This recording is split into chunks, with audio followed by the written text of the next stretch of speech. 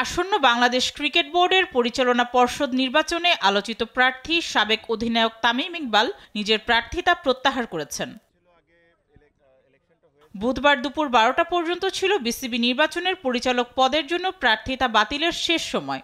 এই সময়ের কিছুক্ষণ আগেই সরে দাঁড়ালেন সাবেক দেশসেরা এই ওপেনার।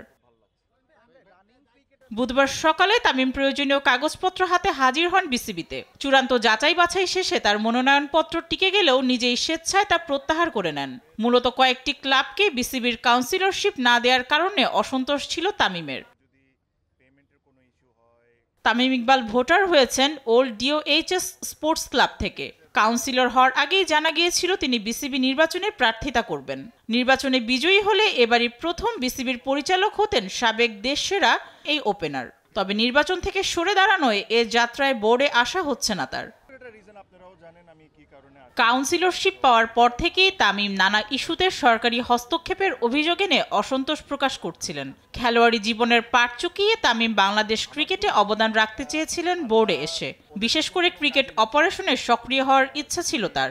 এদিকে তামিম না থাকায় নির্বাচনে পরিচালক পদ নিয়ে লড়াইয়ের চিত্র অনেকটাই বদলে যাবে। অন্য প্রার্থীদের জন্য সুযোগ বেড়ে যেতে পারে বলে মনে করছেন অনেকেই। মেহজাবিন হোসেন, স্পোর্টস ডেস্ক, দেশ টিভি। সব ধরনের ফ্যাসিলিটিস দেওয়া হোক যেটা ওরা